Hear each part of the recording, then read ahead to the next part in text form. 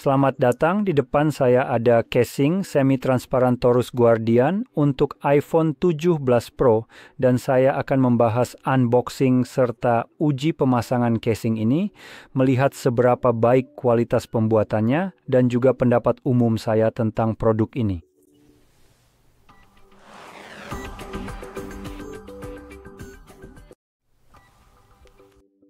Jadi satu hal yang ingin saya soroti dari perusahaan Taurus yang membuat ini adalah tampilannya yang bersih, memang terlihat bagus dan rapi, tapi demi Tuhan saya benar-benar tidak tahu apa yang sebenarnya ada di dalam kotaknya. Saya merasa mungkin sebaiknya tambahkan sesuatu yang bisa membedakan agar lebih mudah mengetahui fitur apa saja yang dimiliki casing di dalamnya. Sebagai contoh, saya akan tunjukkan lagi casing ESR menampilkan gambar casing aslinya di bagian depan kotak. Jadi saya bisa melihat ada kickstand pop-up yang terintegrasi dengan kamera, warnanya solid dan tersedia dalam beberapa pilihan warna serta untuk berbagai perangkat yang berbeda. Sekarang yang ini menurut saya untuk versi Pro, jadi agak membingungkan setidaknya dalam kasus ini karena ada casing yang berbeda untuk masing-masing ponsel tersebut, tapi ini hanya satu casing saja. Namun Anda bisa memahami maksud dari penggunaan gambar tersebut. Saya pikir tampilannya tetap bersih, tapi rasanya akan lebih baik jika ada sedikit tambahan di bagian dalam dan juga apa yang ada di dalam kotaknya. Misalnya, jika kotak ini dipajang di rak toko, akan lebih menarik secara visual bagi saya, karena kalau melihat kotaknya di sini, ya, saya tidak peduli dengan isinya, kotaknya terlihat seperti tidak ada apa-apa bagi saya. Jadi, baiklah, mari kita langsung saja. Di dalam sini kita mendapatkan casing berwarna sangat cerah, oke. Lalu ada tombol-tombol yang bisa dipilih warnanya, jadi kita bisa mengganti tombol power, volume, dan action dengan warna putih tambahan atau warna hijau neon ini, selain warna oranye yang sudah terpasang di casing. Dan tombol putih di sini untuk kamera itu tidak bisa diganti dan akan tetap berwarna putih. Sayangnya, menurut saya ini agak biasa saja, saya pribadi kurang suka dengan ini. Warnanya bertabrakan dengan warna-warna lainnya. Saya rasa cara terbaik yang bisa dilakukan mungkin dengan memasang tombol putih agar serasi, tapi pada dasarnya Anda hanya mencoba menyelesaikan masalah yang sebenarnya tidak perlu diselesaikan. Sebagai alternatif, jika ingin menambah tombol, mungkin bisa mencoba membuat tombol ini juga bisa dilepas dan menambahkannya ke dalam kotak dengan pilihan warna berbeda. Tentu saja, itu dengan asumsi memang memungkinkan, karena ini adalah tombol sentuh kapasitif. Jadi input jari Anda akan diteruskan ke slider yang ada di sini untuk kamera. Baiklah, mari kita lanjutkan. Saya akan membahas tentang casingnya saja, saya tidak akan membahas soal penggantian tombol atau hal-hal seperti itu. Tombol-tombolnya ada di sini jika Anda tertarik. Mari kita bahas soal kualitas, pengerjaan, dan seberapa baik casing ini terpasang. Jadi pertama-tama, semua tombol di sini seperti yang sudah Anda lihat adalah tombol fisik yang bisa dilepas dan agak longgar. Jadi saat Anda memasukkannya ke dalam ponsel, ponsel tersebut tidak akan berderak lagi karena tombol fisik pada ponsel akan mendorongnya keluar. Jadi saya akan mencuat sedikit keluar dan membuatnya sedikit lebih enak ditekan dengan jarak tempuh sebenarnya ke sana. Nah, ini juga ada unsur persnya. Jadi jika saya membaliknya ke samping, itu dia. Nah, yang ini agak kasar, dalam eksekusinya tidak mau kembali, macet karena tertekan. Jadi, itu sedikit, itu desain yang cukup lemah di sini. Namun selain itu, tombol-tombol di sini cukup solid secara keseluruhan. Kami juga memiliki logo perusahaan di sisi kiri bawah perangkat, lalu masukkan ponsel kami.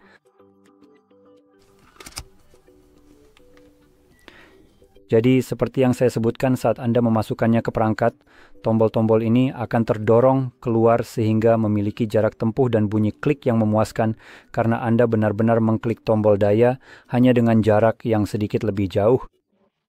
Dan tombol-tombol ini tidak terasa lembek karena terbuat dari plastik. Mereka tidak terasa lembek seperti beberapa casing yang menggunakan silikon, di mana Anda hanya seperti tahu kan, menekannya begitu saja. Jadi menurut saya tombol-tombol ini terasa jauh lebih nyaman. Sekarang, jika kita melihat bagian bawah ponsel di mana terdapat sebagian besar lubang untuk speaker, pengisian daya, dan lainnya, kita juga memiliki lubang tambahan di sini. Sekarang saya rasa ini dirancang khusus untuk tali gantungan, mengingat ada sedikit ruang yang tersedia, tapi saya benar-benar tidak tahu pasti, seperti melilitkan kabel dari sini ke area spesifik di mana ada speaker Anda yang terpasang. Menurut saya itu agak aneh. Desainnya di sini memang tidak terlalu rapi, tapi tetap ada jika Anda ingin menggunakannya. Sekarang soal presisi dalam memotong lubang untuk speaker dan semacamnya. Biar saya tambahkan sedikit cahaya. Lubang-lubangnya sebenarnya cukup terpusat.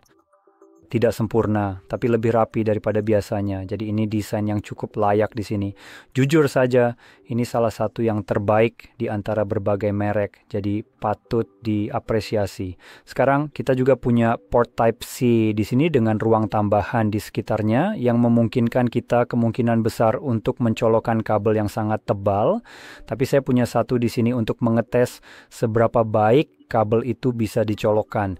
Ini kabel yang sangat tebal, Anda bisa lihat jelas, biasanya ukurannya sekitar badannya setebal ini. Jadi Anda dapat melihat ada sedikit perbedaan di antara keduanya. Jadi mari kita pasangkan dan lihat apakah ada masalah izin. Dan kami tidak melakukannya. Jadi terpasang dengan benar, tidak mengganggu colokan. Dia tidak mendorongnya keluar atau semacamnya. Jadi dia padat, tidak ada hal buruk yang bisa dikatakan di sini. Jadi itu salah satunya. Satu hal lagi adalah bezel depan di sekeliling sini, di sekitar ponsel itu sendiri. Ini menambahkan sedikit bibir di sini, jadi ketika Anda meletakkan ponsel dengan layar menghadap ke bawah, layar Anda seharusnya tidak akan tergores. Sekarang bibir di sini, saya akan bilang, berada di antara yang sangat terlihat dan yang hampir tidak ada. Jadi yang ini cukup kokoh dan saya sudah memasang tempered glass. Jadi memberikan jarak yang cukup sehingga Anda tidak perlu khawatir layar Anda tergores jika melakukan ini. Hal yang sama juga berlaku untuk bagian belakang. Di sini juga ada bagian kamera yang sedikit menonjol. Bezel atau lingkaran ini melindungi lensa kamera kita bersama dengan bagian yang menonjol itu sendiri. Jadi ketika Anda meletakkannya seperti ini, bahkan jika ditekan dari sisi kamera, tidak akan tergores. Jadi sekali lagi Anda tidak perlu khawatir tentang hal itu. Namun, desain seperti ini menyisakan beberapa hal yang ingin saya bahas. Plato yang terbuka ini jelas mengekspos plato tersebut. Artinya, misalnya jika Anda seorang wanita yang sering memasukkan ponsel ke dalam tas secara sembarangan, benda-benda seperti kunci, uang logam, dan lain-lain bisa saja menggores plato atau lensa. Dan ketika berbicara soal perlindungan lensa, sebenarnya Anda tidak punya banyak pilihan karena dari yang saya lihat ada sekitar 3 cara berbeda untuk melindungi lensa kamera Anda dan salah satunya misalnya adalah ini. Jadi ini adalah salah satu cara Anda bisa melindungi lensa kamera Anda dan ini pada dasarnya adalah penutup plato penuh. Sekarang yang satu ini dirancang untuk iPhone Air, itulah sebabnya ukurannya dan bentuknya berbeda dari seharusnya. Tapi ini sangat pas untuk menutupi plato yang sama seperti yang dimiliki iPhone Air yang bentuknya memang seperti ini. Sekarang Pro juga punya versi mereka sendiri dari ini. Dan jelas, Anda tidak akan bisa menggunakan ini dengan sebagian besar casing, karena sebagian besar casing sudah menutupi plato kamera ini. Dan tidak ada cukup ruang antara bibir yang menonjol di sekitar kamera ini. Jadi ini tidak memiliki cukup ruang antara ruang kamera dan tepi pelindung sebenarnya untuk bisa masuk di antara sini. Jadi ini tidak akan bisa digunakan untuk Anda, karena setelah Anda memasangnya, Anda tidak akan bisa memasang casing di ponsel. Jadi itu salah satu hal yang tidak bisa Anda gunakan. Yang lain yang kadang juga bisa Anda temui adalah yang persis sama seperti yang dimiliki ponsel Samsung pada kameranya. Ini adalah desain default dari Samsung, tetapi Anda bisa membeli cincin semacam ini sebagai pelindung lensa untuk iPhone Anda. Sekarang cincin-cincin itu mungkin bisa dipasang di sini. Saya tidak memilikinya untuk dicoba. Saya pernah mencobanya dulu, tapi sekarang sudah tidak ada. Jadi saya benar-benar tidak bisa mencobanya lagi. Mungkin saja itu bisa berfungsi dan cincin-cincin itu jelas hanya akan melindungi lensa Anda serta area di sekitar lensa karena bentuknya seperti tutup yang Anda pasang.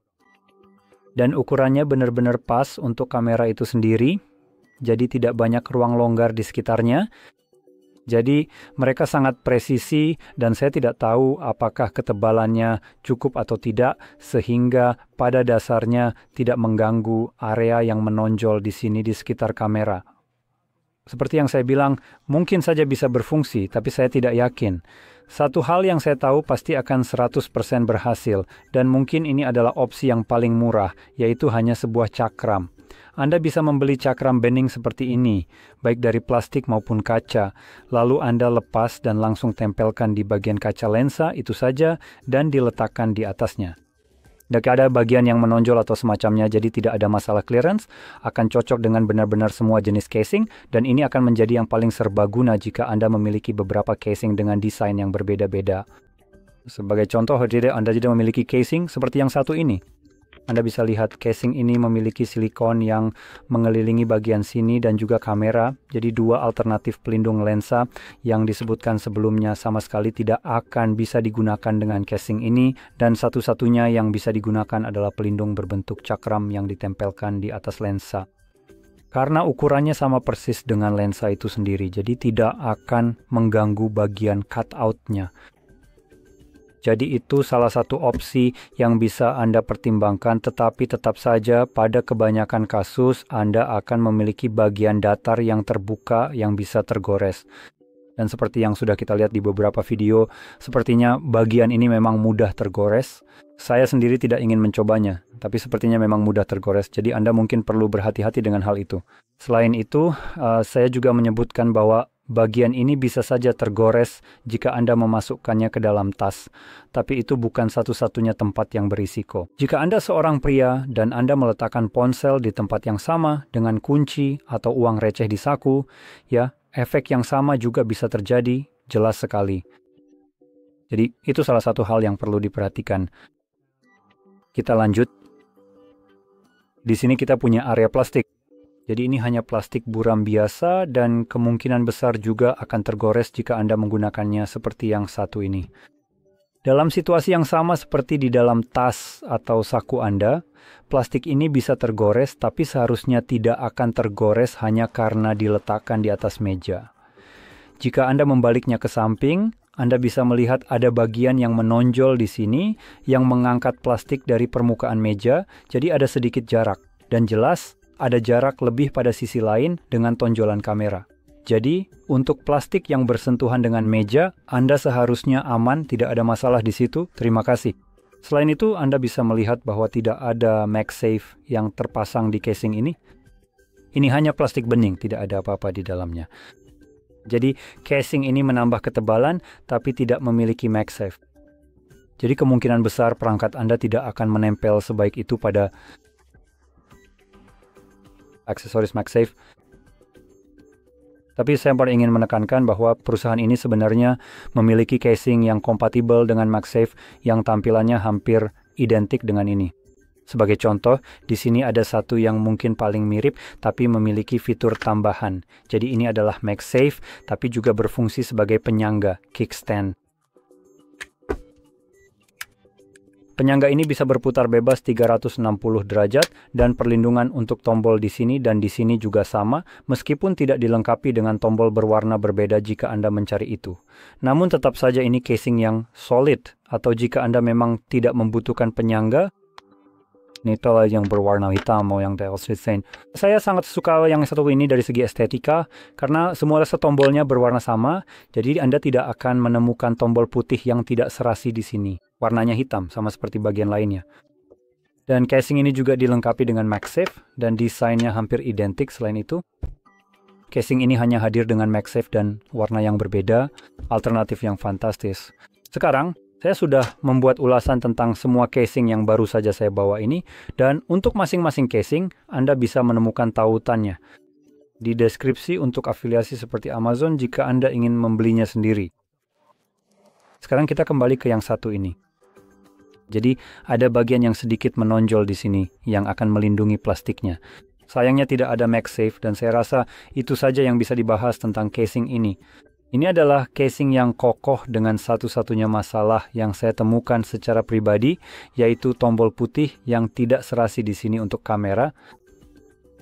Saya merasa tombol itu tidak cocok, dan seperti yang sudah saya sebutkan sebelumnya, Anda bisa saja mengganti semua tombol lain dengan tombol putih agar serasi, tapi sebenarnya Anda sedang menyelesaikan masalah yang seharusnya tidak perlu ada. Ini casing berwarna oranye. Kenapa tombolnya tidak oranye? Jadikah itulah pendekatan saya di sini? Lakukan ini. Jelas, jika Anda tidak peduli dengan warna tombolnya, itu tidak masalah sama sekali. Itu mungkin salah satu alasan kenapa saya lebih memilih yang hitam daripada yang ini, hanya karena tombolnya lebih tersembunyi karena warnanya serasi dengan casingnya. Satu hal lagi yang ingin saya sebutkan terkait kualitas produksi di sini. Ada perpaduan yang hampir mulus antara bagian plastik dan karet pada casing ini. Jadi pada beberapa casing, saat Anda memegangnya, akan ada semacam tepi di mana Anda bisa merasakan sambungan antara karet dan plastik, seperti ada bibir yang menonjol dan terasa saat disentuh jari. Di sini saya benar-benar tidak bisa membedakannya. Kuku saya tidak bisa menyangkut dimanapun. Perpindahan dari plastik ke karet terasa sangat mulus. Jadi benar-benar tidak ada bagian yang terasa menonjol di jari saya, sehingga terasa sangat nyaman di tangan, sangat halus dan rapi. Hal lain adalah tekstur pada bumper di sekelilingnya. Bukan hanya karet bending yang halus, tapi ada sedikit tekstur yang membuatnya lebih nyaman digenggam. Teksturnya terasa sangat enak di tangan. Ini memang karet, tapi rasanya tetap nyaman. Saya ingin menegaskan hal ini. Jadi saat memegang case ini di tangan, ponselnya terasa nyaman. Rasanya seperti case ini sedikit lebih premium. Jadi saya ingin memberikan apresiasi untuk kualitas produksinya di sini. Dan satu hal lagi yang ingin saya soroti adalah potongan di sini untuk plastiknya sesuai dengan potongan kaca yang ada di ponsel itu sendiri. Saya menyoroti ini karena mereka juga punya case dari perusahaan yang sama, yang ini yaitu ultra thin case, dan di sini potongannya tidak cocok. Anda bisa lihat plastiknya sedikit lebih tinggi dari potongan sebenarnya untuk bagian yang menahan kaca di ponsel itu sendiri. Jadi ini tidak cocok, dan untuk saya yang agak OCD, ini cukup mengganggu, tapi case yang satu ini di sisi lain tampaknya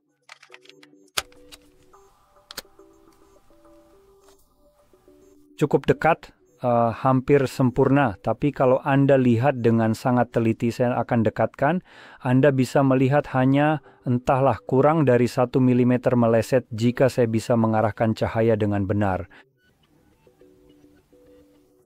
Anda bisa melihat potongan itu tepat di sini, perbedaan warna biru, itulah pada dasarnya di mana kaca dan bingkai aluminium mulai bertemu, jadi Anda bisa melihatnya.